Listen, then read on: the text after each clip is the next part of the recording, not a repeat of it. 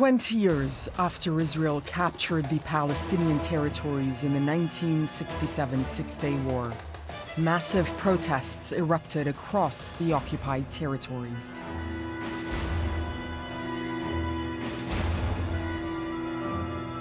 Half a million Palestinians took to the streets to demand an end to the Israeli occupation.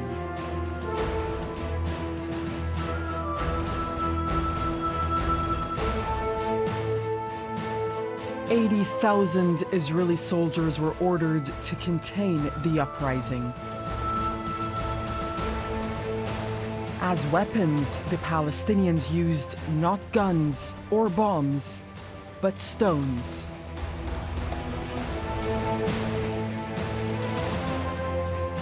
After 6 years, over 1,300 Palestinians had been killed. 120,000 were wounded. 600,000 were jailed.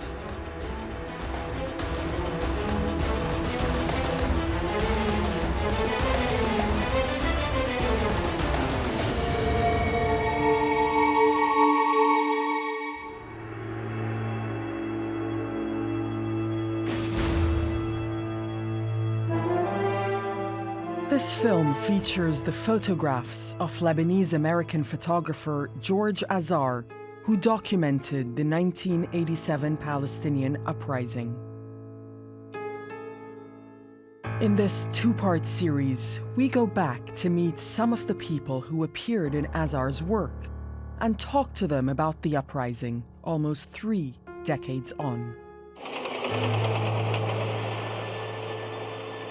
In the summer of 1967, Israel's occupation of the West Bank and the Gaza Strip began in full force. Israeli soldiers were everywhere.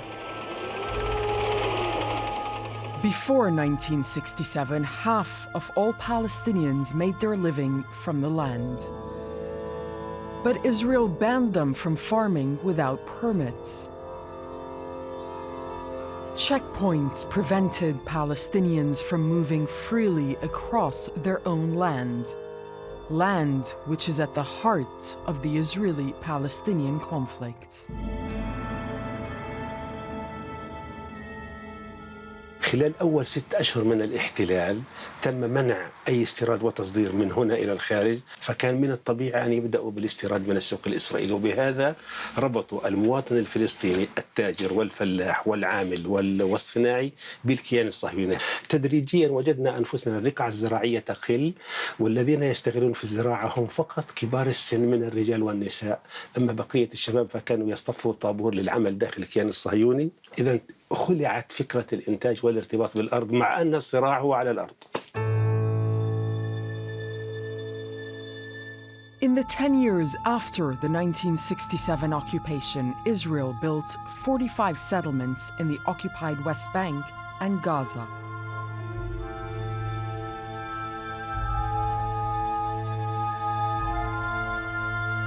Even Palestinians living in Israel with Israeli passports had their land confiscated.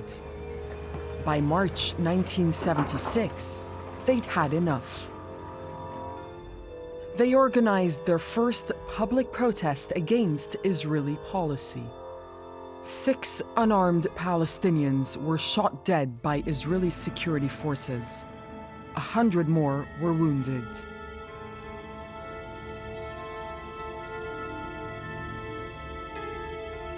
Then on the 30th of March 1976, solidarity protests erupted across the occupied West Bank.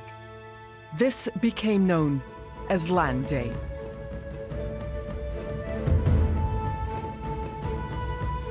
Protests continued over the next couple of months, gaining momentum.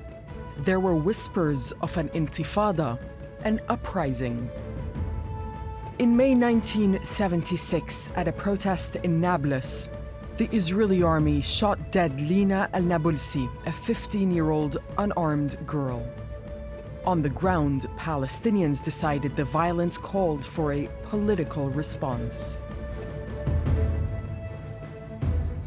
كان من نتائج انتفاضة 76 وهي استمرت على مدى أشهر سقط فيها تقريبا 48 شهيد يعني في مجمل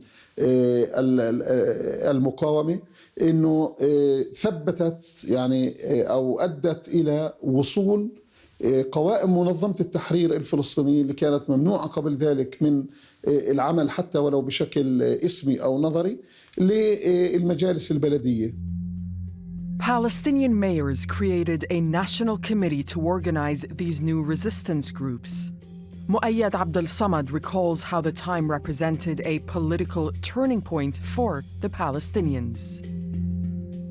صار في نوع من نمو الوعي الوطني والنضال الفلسطيني والتعبير عنه من خلال أشكال يعني بدها تأخذ الشكل الشرعي اللي ما تتطاردش، في لجان عمل تطوعي، في لجان ثقافية، في لجان طلابية في الجامعات، لكن كلها فكرها وممارستها وأحلامها هي أحلام وطنية ونضالية لتحشيد الشعب الفلسطيني حول حقوقه وتمسكه بأهدافه ولمقاومة الاحتلال بأشكال مسالمة. Israel countered the rise of Palestinian nationalism by creating a parallel leadership structure. They called them the Village Leagues. Publicly, they were headed by local Palestinian leaders, but behind the scenes, Israel pulled all the strings. هاي روابط القرى فتحوا لها مكاتب في الريف الفلسطيني وفي المدن، وعملوها كبديل لمنظمة التحرير الفلسطينية. بدك تروحي تطبع تصريح لازم تروحي على مقر روابط القرى تأخذي من عندهم، هم يطبعوا لك إياه. طبعا إذا كان عليك أي انتماء لفصائل فلسطينية بيرفعوا تقرير إنه هذا يحرم من التصريح. The village leagues failed to contain the protest movement. League members were viewed as Israeli collaborators and punished for their betrayal. Several were assassinated, all to send a clear message to Israel. Israel struck back. In the summer of 1980, Israeli assassins targeted the mayors of Nablus, Ramallah, and El Bire with car bombs. All survived.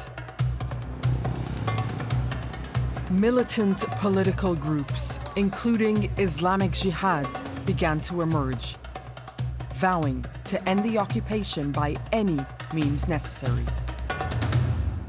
حركة الجهاد الإسلامي كان لها شرف إشعال فتيل الجهاد والمقاومة ربما منذ أوائل الثمانينات، ومن الضروري التذكير بأن تلك السنوات كانت سنوات صعبة للفلسطينيين، وكانت تتجه فيها الأمور نحو المفاوضات وتتجه منظمة التحرير نحو مناغمة الحلول والتسوية.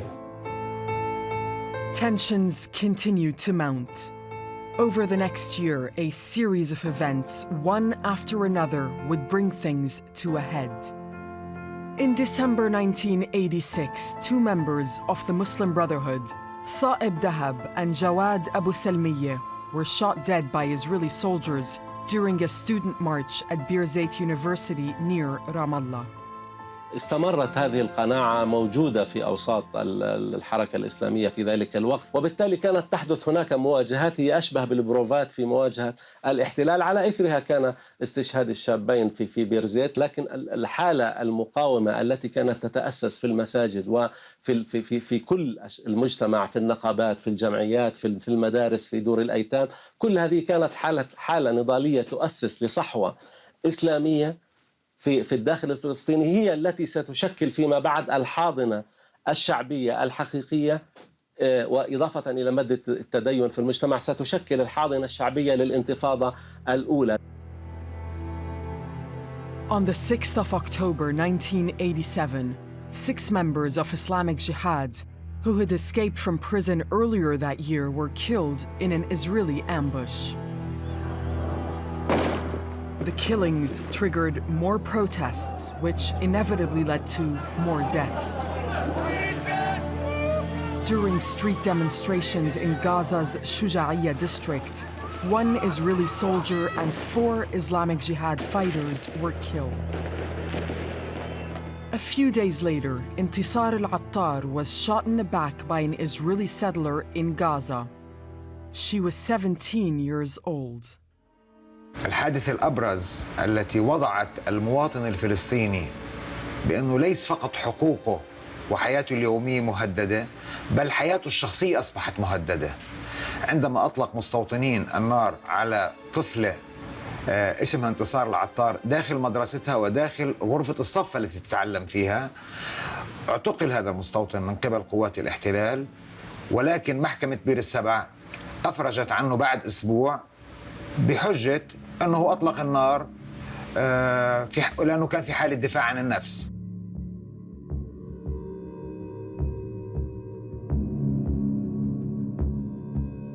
Meanwhile, on the international stage, it appeared the Arab world had forgotten the Palestinians.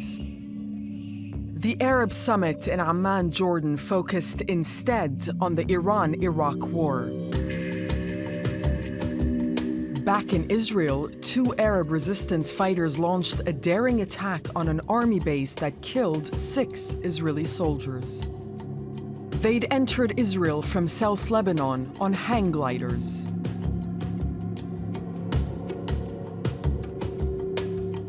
Less than 2 weeks later, an Israeli army truck rammed into a group of Palestinians near Gaza's Jabalia refugee camp, killing 4 people and injuring 7 more. Israel claimed it was an accident. Palestinians believed it was deliberate. Aziza Abdel Fattah Tahir was there. ما جت تعيين المقطورة هذول اللي دهستهم المقطورة اجوا واحنا في قلب المستشفى وظلينا نجري وراهم اخذوهم دفنوهم في الصحراء اللي فوق. Safwat al-Kahlout is a Palestinian journalist who recalls how the next morning would prove historic. بعد الدفن كان في مشاكل كثير انه اهالي الشهداء راحوا هجموا على مركز الشرطة، كان في اطلاق نار. من هذيك اللحظة حسينا انه صار شيء جديد او انه حيصير ولادة لشيء جديد. كل شباب المدارس اجوا وتجمعوا في المنطقة هاي، حاصروا الجيبات الإسرائيلية وصاروا يطلقوا او صاروا يحدفوا عليها احجار. الدورية الإسرائيلية حاولت تختبي في هذا البيت اللي وراه هان. الجنود هناك شعروا بالخطر وصاروا انه يطلقوا النار في كل الاتجاهات، لدرجة انه كان عدد كبير من الاصابات، كبير كثير، ومنهم حتى ابن عمي احمد الكحلوت.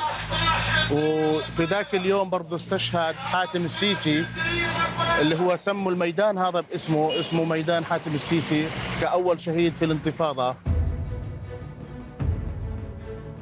The 8th of December 1987 marked the official start of the first Intifada.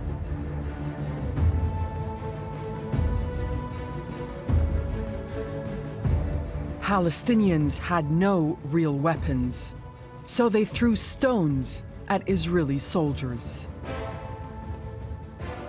عندما حاصروا المسجد وخرجنا مجموعة الشباب اشتبكنا مع قوات الاحتلال، أصبنا 20 شاب وأنا كنت تقريبا يعني أول جريح بعد ما ألقيت كلمة، ووقع 4 شهداء.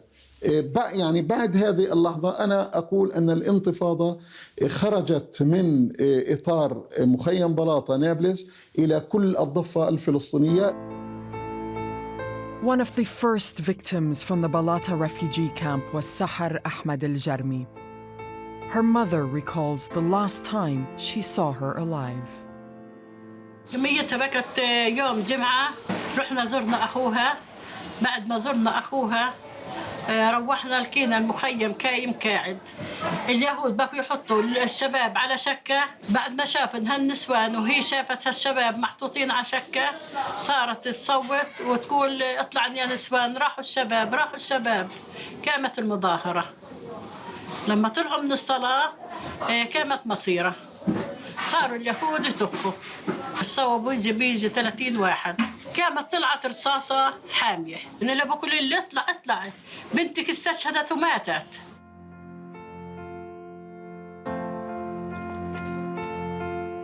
El-Jarmi's 6 brothers were in Israeli jails when she was killed. Her parents were the only family members able to bury her. يعني شفت اليهود وشفت هالولاد، مسكت هالحجر وخبطته، اجوا اليهود الا هاللي كبشوني، مسكوني واخذوني، حكموني بيجي 6 أشهر.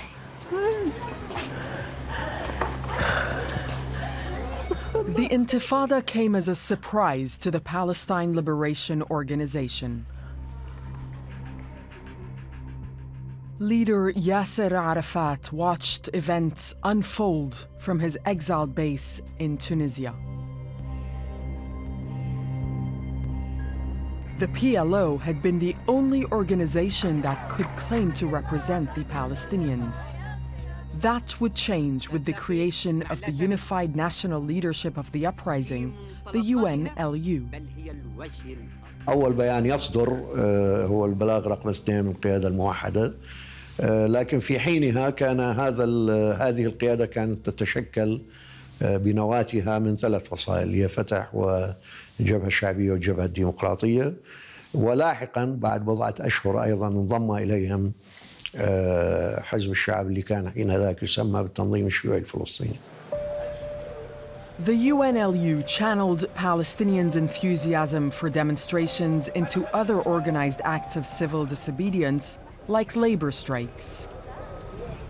كثير من أعضاء حزب الشيوعي بيصلوش يعني وما بيروحوش على الجوامع، ولكن تقرر أنه كل الجميع يتوجه بما في ذلك للمساجد، وأن تخرج مظاهرات يوم الجمعة بشكل حاشد. وبقدر أقول أنه الأيام الأولى هي اللي صدر فيها عدة بيانات ووزعت بآلاف النسخ في غزة، والانخراط الشعبي بدأ يعطي الدور القوى في المساهمة في الانتفاضة زخم أعلى من ما كان في السابق. بالتالي هذا أعطانا نفس أن ندعو العمال إلى عدم التوجه للعمل من غزة. وهكذا التقطنا الأسبوع الثاني، يعني إذا صح التعبير، من الانتفاضة. Islamic movements started to play a more prominent role in the Intifada. Nafez Azzam recalls how his movement, Islamic Jihad, fueled the uprising. نحن بكل تواضع نقول إن حركة الجهاد الإسلامي كان لها دور كبير في دحرجة الأمور وصولا إلى لحظة التفجير الكبيرة وإشعال هذا الحدث الذي عرفه العالم باسم الانتفاضة. لكن رغم هذا حركة الجهاد الإسلامي كانت تحرص على وجود تنسيق، لكنها لم تكن جزءا من القيادة الوطنية الموحدة. Islamic Jihad wasn't the only Islamic movement to emerge from the Intifada. In 1987, the Muslim Brotherhood circulated a leaflet at the Islamic University of Gaza. It announced the creation of Hamas. اجتمعت قيادة الجامعة مع قيادة حركة الإخوان المسلمين في قطاع غزة، وكان القرار أن نقوم بتظاهرات قوية تسند شعبنا، وأن تكون الكتلة الإسلامية في الجامعة هي عبارة عن المحرك والقيادة لهذه النشاطات في الجامعة وخارج الجامعة. الانتفاضة الأولى كانت تسمى في جزء من أسمائها كانت تسمى ثورة المساجد، لأنه المسجد كان هو المنطلق لمعظم الفعاليات التي تتم في المجتمع الفلسطيني. صحيح أن هناك قوى علمانية وليبرالية، لكن الخطاب الإسلامي حتى بدأ يعني يخترق أو يكون جزء من خطاب حركة فتح. بدأت المسألة التنظيمية بعد أيام تصبح أكثر إلحاحاً. مثلاً دور القوى الأخرى، الفئات الأخرى، يعني التجار على سبيل المثال، أصحاب المنشآت الصناعية، الجامعات، المدارس، وبدأ نوع من التنظيم. مثلاً صارت لقاءات مع التجار واتفقوا مع التجار على الإضراب الجزئي. أهداف الانتفاضة المباشرة تبدأ من سحب الجيش من المدن ومن المخيمات وغيره، ومع الحديث عن دولة فلسطينية هي الهدف المباشر للشعب الفلسطيني وإنهاء الاحتلال وغير ذلك، ووضع بعض الآليات التي يعني طلب من إنه الشكل المباشر للمشاركة عبر اللجان الشعبية وغيره. مثلا أذكر من أحدها أنه كان هناك أحد البيانات اللي صدرت في غزة كان عنوانه اليومي أنه هل أرعبت اليوم جندي الاحتلال؟ هل ساهمت في تشكيل اللجان الشعبية؟ هل ساهمت في التكافل الاجتماعي مع الناس؟ وبعد ذلك يضع مجموعة مهام، وكان هذا يعني أحيانا يترك آثار مباشرة في التوزيع. There was no longer any doubt about what was happening. A national uprising against a colonial power that had been ruling Palestinians through military occupation since 1967. Palestinian workers were a powerful force for the Intifada. Half the workers in Gaza and a third of those in the occupied West Bank traveled to Israel every day to earn a living. كنت تجد الشوارع مزدحمة أيام الجمعة والسبت عندما يكون عمال موجودين، لأنه معظم غزة كانت تعمل في إسرائيل. ولماذا أقول الضفة الغربية؟ لأن الانتفاضة في قطاع غزة كانت قد وصلت إلى الذروة وربما كانت بحاجة إلى عقلنة، بينما في الضفة الغربية وبسبب يعني وجود بنية سياسية ونقابية منظمة إلى حد كبير، التحركات لا تكون بردات الفعل. لابد من أن يشعر الناس أن هناك قوى منظمة تدعوها وتقف خلف برنامج واضح يستجيب لمصالحها من ناحية وللهدف الوطني الجامع من ناحية أخرى. Without coherent leadership, Palestinians began to worry the Intifada wouldn't last. Increasingly, the exiled leadership of the PLO seemed out of touch with what was unfolding on the ground. New political forces, the UNLU and the Islamic movements, had influence within the Palestinian territories, but no clout internationally. It was unclear how the simmering tensions between the PLO and the Intifada leaders could be resolved.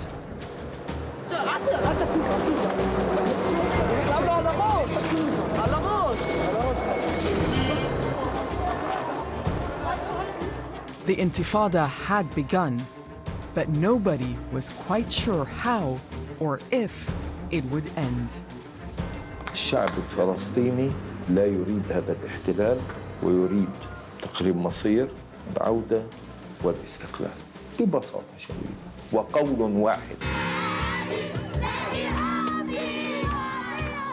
When the Palestinian Intifada began in December 1987, it captured the world's attention. Israel had never encountered anything like the Intifada before. Military commanders had to decide how to deal with an uprising they saw as a threat to their national security. In this film, we revisit some of the people captured in the photographs taken by George Azar, a Lebanese-American journalist. During the Intifada, Amram Mitzna was an Israeli commander. The surprise was that it spread from north to south, from east to west, and in every place you could see the same system, which was not a system, but the same behavior, you know, children, women, and of course young, even kids, demonstrating with many people participating in this, shouting, yelling, throwing stones, sometimes Molotov cocktails, but challenging our forces. You know, you couldn't use all the powers that we have had, and you couldn't let them rule or control the main roads inside the cities or all the main roads between the villages. So the biggest challenge was to to brief our soldiers how to behave in such a situation. Palestinians were victims of harassment even when they played no part in the Intifada. The Palestinian workers who flooded into Israel every day, fueling its economy, could now have a say. إسرائيل كانت تقول الأراضي المحتلة هي نموذج للتعايش الإسرائيلي العربي، وعلى العرب أن يتعلموا عن هذا النموذج وكيف يمكن العيش بهذا النمط. شرارة الانتفاضة رغم أن العمال كانوا مستفيدين مادياً، لكن العمال كانوا هم الأكثر قهراً والأكثر تمييزاً والأكثر تماساً مع الاحتلال، وإنه الشعور الوطني لم يخبو للحظة واحدة. Israel responded with mass arrests. It also decided to call up its reserve forces. In the beginning of the Intifada, December '87, we have had about, I think, 13 to 15 companies, which means, let's say, 1,000 soldiers. A month later, I think we have had 8,000, 10,000 soldiers. Most of them were regular forces, because we understood that we need to bring a lot of soldiers if we want to meet the challenges that we have met in every corner and in every road junction in the West Bank. We didn't try to be in each village and in each place, but we understood that we have to make the transportation safer on the main roads, and of course to protect the settlers. Yitzhak Rabin was Israel's defense minister at the time. He's been accused of ordering the Israeli army to break the bones of Palestinians, a charge he always denied. Well, I understood immediately that the soldiers will translate the aim of the Minister of Defense, Yitzhak Rabin, and what they heard him saying, they will translate it immediately to a behavior which I didn't want them to take. I was afraid, I was worried. You know, soldiers are watching television or listening to the radio, and the channel of command, instead of going Minister of Defense, Chief of Staff, me, the commander of the West Bank, the battalion leaders, company leaders, squad leaders, the channel of command will go directly from television to the soldiers.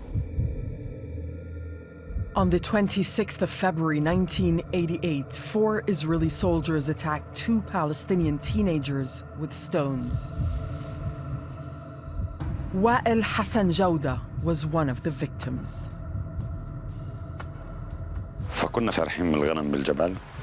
طبعا أنا يعني تفاجأت في الجنود، إيش يضربني بإجره، إيش يصيح. طبعا كانوا يحكوا باللغة العبرية وأنا يعني ما بفهم اللغة العبرية. سوى حاجة عالقة في ذهني من أحد الجنود، إنه كان مكتوب على الطبزية تبعته born to kill Palestinian، فقرأها طبعا وقال إنه أنا مكتوب على طاقيته، قرأني إياه، وكان معناها إنه أنا ولدت لأقتل الفلسطينيين. A nearby CBS News cameraman filmed what happened.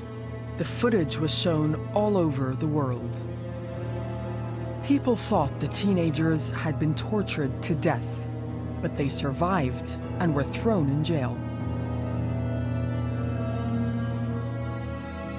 While he was under arrest, Jawda met Amram Mitzna, the commander of Israel's Central Command. أنا أتذكر إنه قال لي كلمة، قال لي إسا العالم بيعرف إنه أنتم ميتين، يعني هو من جنود الاحتلال وكان قائد للمنطقة الوسطى، فهو حكى هاي الكلمة إلي، يعني أنا تحديدا قال لي إسا العالم بيعرفوا إنه أنتم ميتين. يعني الفيلم صور عن طريق الإخوان الصحفيين بغض النظر جنسيتهم، لأنه لو لم يصور هذا الحدث ممكن إنه الإسرائيليين لغاية الآن معاقبيني وممكن إني أنا أكون في السجن يعني. The Israeli army used a range of weapons against peaceful demonstrators. In March 1988, during an International Women's Day protest in occupied East Jerusalem, they sprayed tear gas. Randa Jaberi took part in that march decades ago. هاي شارع صلاح الدين. هون لما رشونا بالغاز. والغاز كان برضه في خراطيم، مش يضربوا زي اليوم القنبلة الغاز، لا، فيرشوا بشكل جماعي. فبتذكر أنا اللي بتذكره إني تعرضت لهاي الشغلة وأغمى علي. أمي تعرضت بس كانت أقوى مني في هاي الشغلة.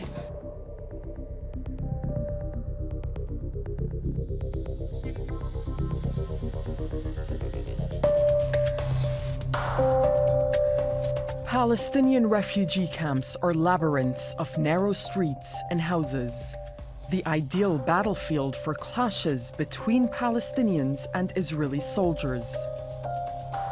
Nasser Abu Rish recalls his experience. اليوم المسكونة فيه شبحونا مغميين مكلبشين مرميين على الأرض ضرب. أنا قريت تهمتي إن أنا إيش رجمت حجار.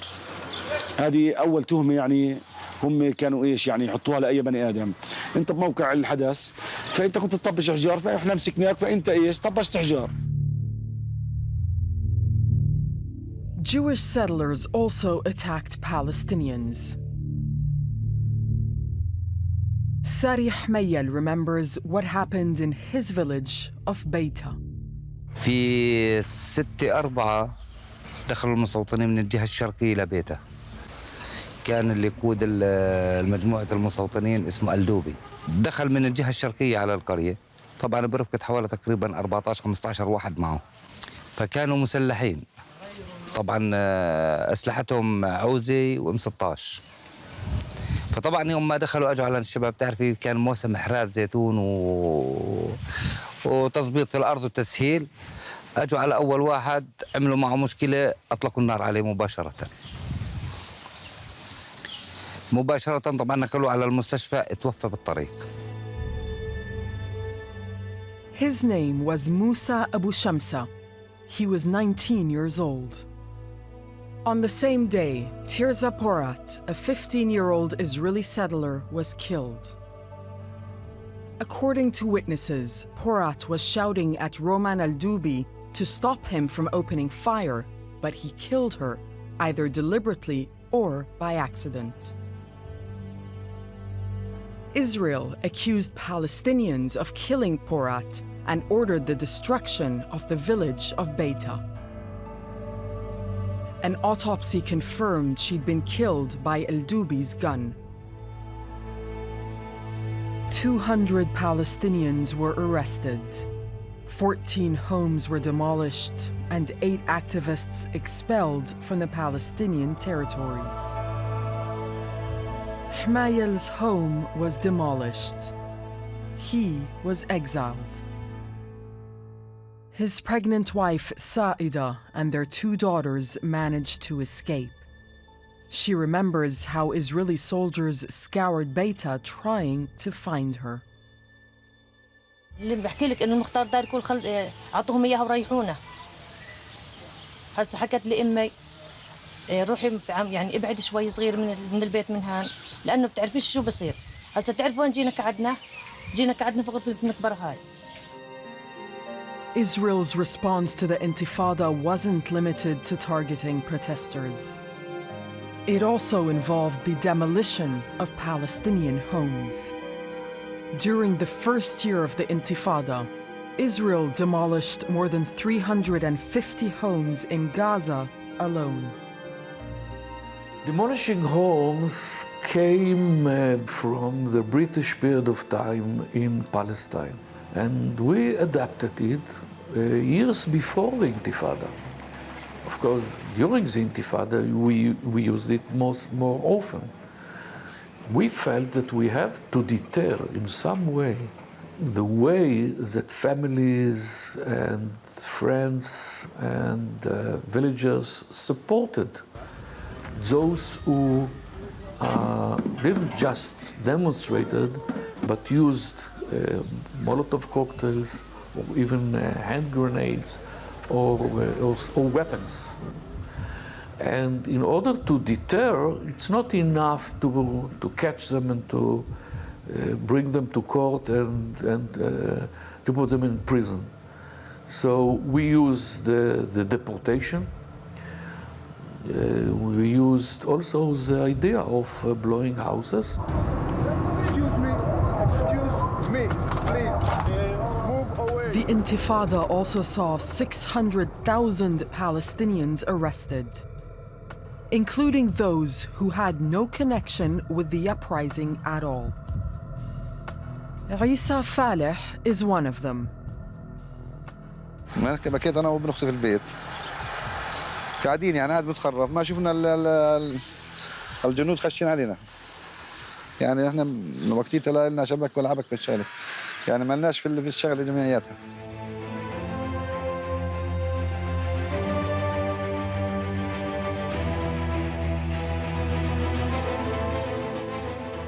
Ala Matar was 15 years old at the time of the Intifada.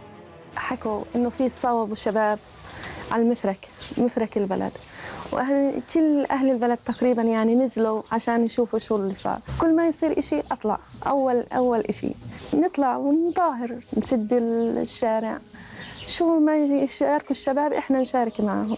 طبعا إخوتي يعني في الانتفاضة 2 صوبوا في الانتفاضة وأخوي انحبس كمان، بس يعني ما بكينا.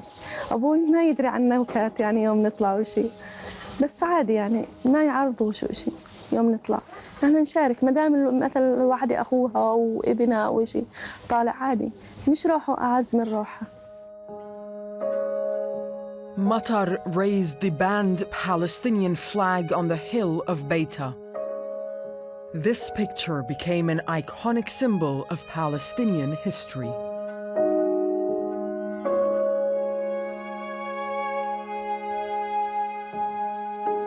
Meanwhile, in Tunis, Yasser Arafat and the Palestine Liberation Organization started to take notice. حتى تلك اللحظة لم يكن هنالك بالذهن انتفاضة. كان بالذهن إسناد الشعب في الداخل، رصد موازنات للجامعات، للمدارس، للمستشفيات، كنوع من الدعم لنتائج هذه المظاهرات الكبيرة، لأنه كانت إسرائيل تفرض حصاراً شديداً على الأموال وعلى المساعدات وعلى المتطوعين وإلى آخره. كان وجهة نظر أبو عمار أنه قد لا يتحمل شعبنا استمرارية لمثل هذه الانتفاضة. Palestinian politicians recall how the momentum generated by the Intifada drew the PLO leadership in Tunis into a dialogue with the Intifada leaders in the occupied West Bank and the Gaza Strip. أصبحت الأرض المحتلة هي الساحة الوحيدة اللي ممكن لهذه القيادة أن تلعب بها وتحافظ على يعني شرعيتها ووجودها. للأسف الشديد أنا بقول لك بالسنة الثانية للانتفاضة أصبحت تونس تتدخل بشكل سلبي، لأنه هم في واد والناس في واد، وبدأوا يتدخلوا في صياغة الشباب. هون مضطرين يبعثوا لتونس بيان القيادة الوطنية الموحد رقم 10 ولا 20 ولا 30 من باب العلاقة ومن أجل أنه هذولاك يعني يبعثوا شوية مصاري. Khalil al-Wazir, also known as Abu Jihad, was a senior leader of the Fatah movement. He strengthened the PLO's connections with the UNLU. المستوى المتعلق بالعمل المباشر لقيادة الانتفاضة اللي كان على رأسه أيضا الأخ أبو جهاد. كان يتعامل مع العمل اليومي للقيادة الموحدة في الداخل وينسق معها تنسيق شامل. الفساد كان مستشري في مؤسسات منظمة التحرير، وبالتالي احنا كان يصلنا من الموازنات اللي كان من شأنها إنها يعني تنقلنا نقلة نوعية باتجاه مقاومة شعبية ومسلحة. كان يصلنا الفتات وكله يعني يتقصقص على الطريق في جيوب المسؤولين. وهذه حقيقة وضعتها أنا والأخ مروان أمام الأخ أبو جهاد في اجتماع تقريبا استغرق 4 ساعات في 12/4/88 في بيته أبو سعيد، يعني 4 أيام قبل استشهاده. Abu Jihad's role in unifying the PLO with the Intifada leaders made him a prime target for the Israelis. On the 16th of April 1988, an Israeli cell attacked his house in Tunis and killed him. The tactic to be used in fighting terrorism has included going after some of the leading people and people in leading positions of a terrorist movement know that they are being targeted. It makes it difficult for them to concentrate their mind on what they're really set out to do, namely acts of terrorism. And 2, maybe if you happen to get somebody who's very capable among the leadership, whoever will replace him after he's gone will not be as capable as the man who's gone. When the Intifada began, Arab leaders were unsure of what to make of it. But as it entered its 2nd year, no one could ignore the powerful popular movement. Politically, for the Palestinians, things were shifting. There was a growing sense of disillusionment with the PLO's strategy of negotiating with Israel. The UNLU became increasingly influential as some Palestinians lost trust in the PLO. Yasser Arafat's approval of UN Security Council Resolution 242, which implicitly recognized Israel, was seen by some as a step towards peace. But his decision seemed at odds with the Palestinian uprising in the occupied territories. الانتفاضة الحقيقية أنا بتقديري صارت ربما 20 شهر متماسكة قوية صلبة، وهناك قدر من السيطرة إلى مدى بعيد عليها من قبل القيادة الموحدة توجيها وتنظيما وتركيما للإنجازات والأهداف السياسية. والانتفاضة فلسفتها ورسالتها بسيطة. لم يكن أحد منا يتوقع أنها ستنهي الاحتلال، لكن الرسالة التي أريد إيصالها أن الشعب الفلسطيني لا يريد هذا الاحتلال ويريد تقريب مصير العودة والاستقلال ببساطة شديدة وقول واحد. وهذه الرسالة أنا بتقديري وصلت إلى العالم أجمع، وليست الرسالة الإسرائيلية التي تقول أن الأراضي المحتلة هي نموذج للتعايش العربي الإسرائيلي.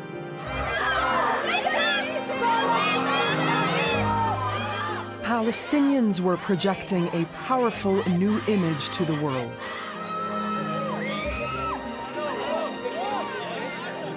In the next episode, we'll hear more stories from the people who lived through the Intifada nearly 3 decades ago. They recall how it changed Palestinian culture and leadership, and how it transformed Palestinian society forever.